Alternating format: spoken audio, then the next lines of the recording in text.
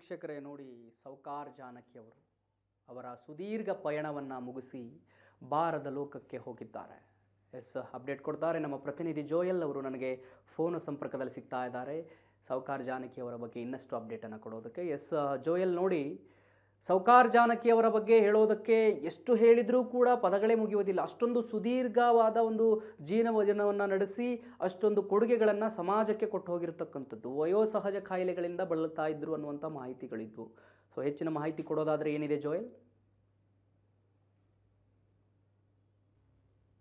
ಚಿತ್ರರಂಗದ ಖ್ಯಾತ ನಟಿ ಮತ್ತು ಪದ್ಮಶ್ರೀ ಪ್ರಶಸ್ತಿ ಪುರಸ್ಕರ್ತೆಯಾಗಿರುವಂತಹ ಸೌಕಾರ್ ಜಾನಕಿ ಅವರ ಆರೋಗ್ಯ ಹದಗೆಟ್ಟಂತ ಕಾರಣ ಚೆನ್ನೈನ ಖಾಸಗಿ ಆಸ್ಪತ್ರೆಗೆ ದಾಖಲಿಸಲಾಗಿತ್ತು. ಆದ್ರೆ ಚಿಕಿತ್ಸೆ ಫಲಕಾರಿಯಾಗದೆ ನಟಿ ಈಗ ನಿಧನರಾಗಿದ್ದಾರೆ. ಅನಾರೋಗ್ಯದ ಹಿನ್ನೆಲೆಯಲ್ಲಿ ಅವರು 94ನೇ ವರ್ಷದಲ್ಲಿ ಈಗ ಅವರನ್ನ ತೀವ್ರ ನಿಗಾ ಘಟಕದಲ್ಲಿ ಚಿಕಿತ್ಸೆ ನೀಡಲಾಗ್ತಾ ಇತ್ತು. ಆದ್ರೆ ಅವರು ವಿಧಿವಶರಾಗಿರುವಂತದ್ದು ಕೂಡ ಅಷ್ಟು ಏನೋ ದೊಡ್ಡ ಮಟ್ಟದಲ್ಲಿ ಖ್ಯಾತಿಯನ್ನ ಗಳಿಸಿದಂತವ್ರು.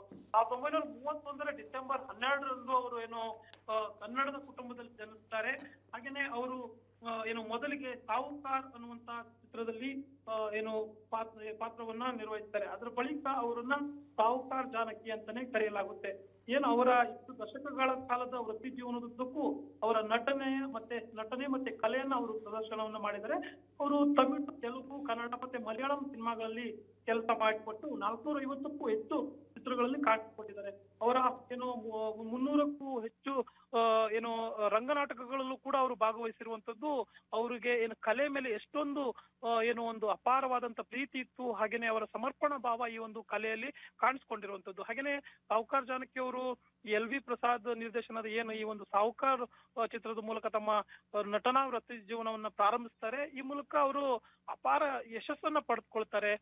ಈ ಸಾಹುಕಾರ್ ಅನ್ನುವಂತ ಅಡ್ಡ ಹೆಸರು ಜೊತೆಲಿ ಶಾಶ್ವತವಾಗಿ ಉಳಿದುಕೊಂಡ್ಬಿಡುತ್ತೆ. ಅನಂತರದಲ್ಲಿ 1952ರಲ್ಲಿ ವಲಯಪತಿ ಮೂಲಕ ಅವರು ತಮಿಳು ಚಲನಚಿತ್ರೋದ್ಯಮಕ್ಕೂ ಕೂಡ ಪ್ರವೇಶವನ್ನ ಪಡ್ಕೋತಾರೆ.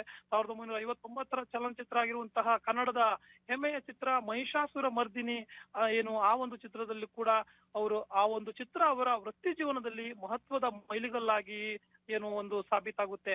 ಹೀಗಾಗಿ ದಂತಕಥೆ ಡಾಕ್ಟರ್ ರಾಜ್ಕುಮಾರ್ ಅವರೊಂದಿಗೆ ನಟಿಸಿದಂತ ಈ ಒಂದು ಕನ್ನಡ ಚಲನಚಿತ್ರವನ್ನ ಕನ್ನಡ ಭಾಷೆಯ ಮೊದಲ ಪ್ಯಾನ್ ಇಂಡಿಯಾ ಸಿನಿಮಾ ಅಂತಾನೂ ಕೂಡ ಈಗಲೂ ಕೂಡ ಪರಿಗಣಿಸಲಾಗುತ್ತೆ.